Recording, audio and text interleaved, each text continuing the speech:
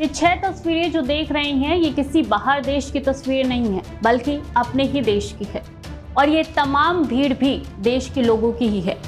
पहली नजर में आपको इन तस्वीरों में क्या नजर आ रहा है? दंगा, हिंसा, आगजनी, पथराव, मारपीट। जी हाँ, नमस्कार, आप देख रहे हैं डेली 24 भारत। मैं हूं आपके साथ स्वीटी दीक्षित। जब हम रात को खाना खाकर सोने की तैयारी में थे तब तक इस तरीके की तस्वीरें निकल के सामने आ गई। पूरा मामला क्या है चलिए भी बता देते हैं। दरअसल महाराष्ट्र के नागपुर में सोमवार की रात भीषण हिंसा देखने को मिली। नागपुर के महल इलाके में पथराव, कई गाड़ियों में तोड़फोड़ और आसपास के इलाकों में आगजनी हुई है।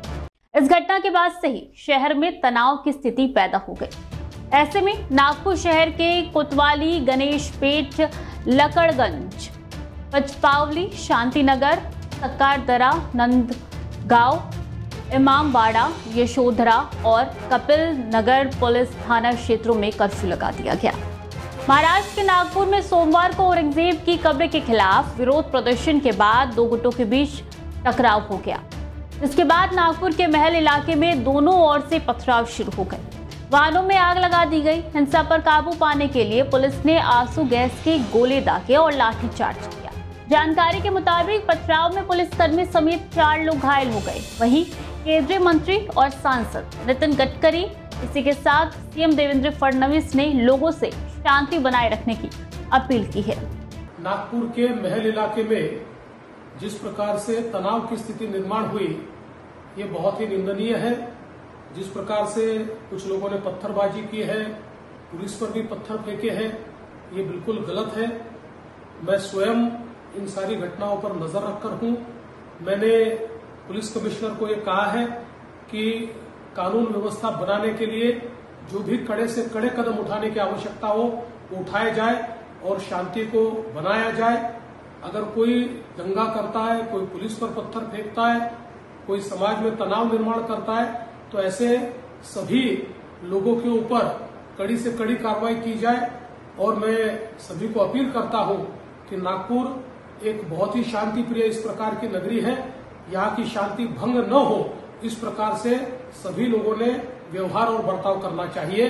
नागपूरमध्ये काही अफवा पसरवल्यामुळे धार्मिक तणाव निर्माण होण्याची स्थिती निर्माण झाली आहे। या सर्व परिस्थितीमध्ये नागपूरने नेहमी शांततेचा इतिहास हे नागपूरची विशेषता राहिलेली आहे। माझी सर्व बांधवांना विनंती आहे की त्यांनी कुठल्याही प्रकारच्या अफवांवर विश्वास ठेवू नये, शांतता प्रस्थापित करावी आणि कोणीही रस्त्यावर येऊ नये। सगळ्यांनी कायदा आणि व्यवस्थेला सहकार्य करावं आणि सलोख्याचं आणि सौहार्दाचं वातावरण ठेवण्याची नागपूरची जी परंपरा आहे त्या परंपरेनुरूप आपला व्यवहार करावा। ज्या ज्या लोकांनी चुका केल्या असतील किंवा ज्यांनी गैरकायदेशीर कृत्य केले असतील त्यांच्यावर सरकार कारवाई करेल असा विश्वास मी आपल्या सगळ्यांना देतो। माननीय मुख्यमंत्र्यांनाही या संबंधातली सर्व माहिती मिळालेली आहे, त्यामुळे आपण कुठल्याही अफवांवर विश्वास न ठेवता। इसी के साथ आपको बता दें कि इस मामले में शिवसेना नेता संजय राउत ने कहा है कि नागपुर में हिंसा होने का कोई कारण नहीं है। ये वो जगह है जहां आरएसएस का मुख्यालय है। ये देवेंद्र फडणवीस का निर्वाचन क्षेत्र भी है। वहां हिंसा फैलाने की हिम्मत कौन कर सकता है? हिंदुओं को डराने, अपने ही लोगों से उन पर हमला करवाने और फिर भड़काकर दंगों में शामिल करने का ये नया पैटर्न है। और सुनिए उन्होंने क्या कुछ कहा है। नागपुर में हिंसा होने का कारण नहीं है। नागपुर आरएसएस का गढ़ है। आरएसएस का हेडक्वार्टर मुख्यालय नागपुर में है। वहाँ मोहनराव भागवत जी बैठते हैं। पूरा हिंदुत्व का प्रखर हिंदुत्व का कुंबा वहाँ बैठते हैं। वहाँ देवेंद्र जी का चुनाव क्षेत्र है। वहाँ दंगे कौन करेगा? किसकी हिम्मत है? गृह मंत्री देवेंद्र फडणवीस जी है, मुख्यमंत्री देवेंद्र जी है।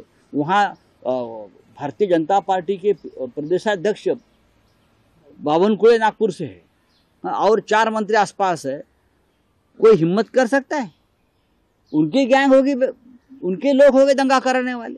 ये एक नया पैटर्न है हिंदुओं को डराने का, हिंदुओं को ऊपर अपने लोगों से हमला करवाने का, फिर हिंदुओं को भड़काने का और दंगा में उसको लाना है। ये जो चल रहा है औरंगजेब के नाम से एक भय और डर पैदा कर रहे हैं, ये महाराष्ट्र को और देश को खत्म करने जा रहे हैं। इस पूरे मामले पर डिप्टी सीएम एकनाथ शिंदे ने क्या कहा है और क्या कार्रवाई की जा रही है, ये भी जरा सुन लीजिए।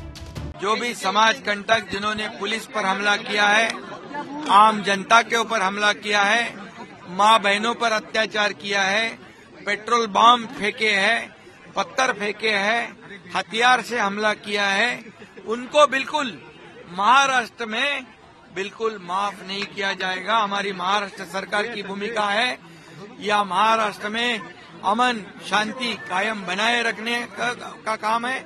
और इसलिए मैं जनता से भी अपील करूंगा कि पुलिस अपना काम कर रही है। पुलिस सख्ती से गुनाहगारों को जो समाज कंटक है उनसे पेश कर आएगी, उनको कड़ी कार्रवाई करेगी। नागपुर में हुई घटना मामले में पुलिस ने अब तक 15 लोगों को गिरफ्तार किया है। नागपुर पुलिस ने नागपुर के संवेदनशील इलाकों में कर्फ्यू लगा दिया है। उन इलाकों में कोई भी बाहर नहीं निकल सकता है। लगभग 10 इलाकों में कर्फ्यू लगा दिया गया है। पुलिस के अगले ऑर्डर तक कर्फ्यू जारी रहेगा। ये कल एक सुबह घटना हुई, उस घटना के बाद पुलिस ने उसमें मध्यस्थता की। जिन्होंने जो सुबह का आंदोलन किया उन पर नियम के अनुसार गुने भी दाखिल हुए हैं। लेकिन रात को ये सब स्थिति, अभी जिस गली में अपन है उस गली में भी हिंदू और मुस्लिम बांधवों के मकान है। जहां अपन खड़े ना उस गली में भी, लेकिन नुकसान सिर्फ हिंदू बांधवों के घरों को हुआ है।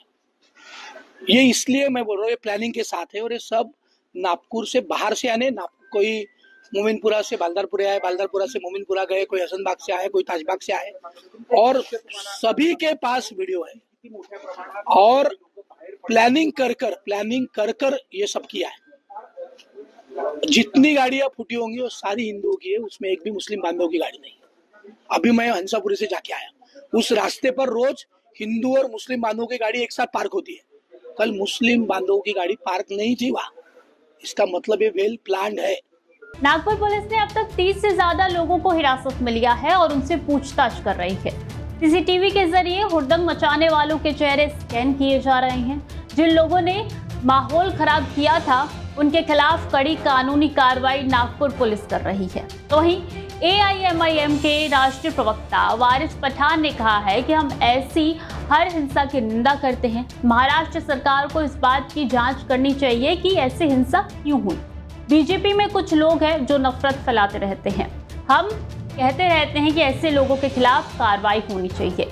बीजेपी 400 साल पुराने औरंगजेब का मुद्दा उठाकर ध्यान भटका रही है। देखिए, अभी हमको भी जानकारी मिली कि नागपुर के अंदर कुछ पथराव हुए, वायलेंस हुए। तो हम तो हर किस्म की वायलेंस का पुरजोर से खंडन करते हैं। वायलेंस नहीं होना चाहिए, सभी को कायदे कानून का पालन करना चाहिए। पर ये क्यों हुआ, किस लिए हुआ, ये सब चीज की पूरी तरह से महाराष्ट्र सरकार को जांच करनी चाहिए। देखिए, हम तो कितने दिनों से बोल रहे हैं कि महाराष्ट्र के अंदर कुछ बीजेपी के ऐसे नफरती चिंटू आ गए जो बस दिन भर आग भड़काने का काम कर रहे हैं, नफरती भाषणबाजी कर रहे हैं। अभी कल भी इनका एक बाहर से आए थे हैदराबाद से, उन्होंने आके पुणे के अंदर एक भाषण दे दिया। अब ये सारी चीजें जो है ये नफरत फैला रही है ना। हम तो पहले से बोल रहे हैं कि ऐसे लोगों के ऊपर लगाम लगाए सरकार, वरना देखिए आज किस स्थिति में चला गया है। अब महाराष्ट्र के अंदर हुआ, हम बोल रहे थे कि महाराष्ट्र में काफी दिनों से कुछ लोग चाहते हैं कि तनाव पैदा हो, चाहते हैं कि नफरत बढ़े, चाहते हैं कि इस तरह का वायलेंस हो। बता दें कि RSS मुख्यालय वाले महल में भीड़ को तितर बितर करने के लिए आंसू गैस की गोले पुलिस ने चलाए हैं और लाठीचार्ज भी किया है। तलाशी अभियान के दौरान DCP निकेतन कदम गंभीर रूप से घायल हो गए, जबकि 2 अन्य पुलिसकर्मी भी घायल हो गए। इसी के साथ नागपुर पुलिस के प्रोहिबिटेड ऑर्डर इशू साथ ही पुलिस ने अब तक 40 से 50 लोगों को हिरासत में लिया है। CCTV और वीडियो के आधार पर जिन लोगों ने हिंसा को अंजाम दिया उनकी धरपकड़ पुलिस लगातार कर रही है। FIR दर्ज करने की प्रक्रिया भी पुलिस ने शुरू कर दी है। साथ ही क्षेत्र में धारा 163 लागू कर दी गई है। इसी के साथ खबरें लगातार जारी हैं। देखते रहिए Daily 24 भारत।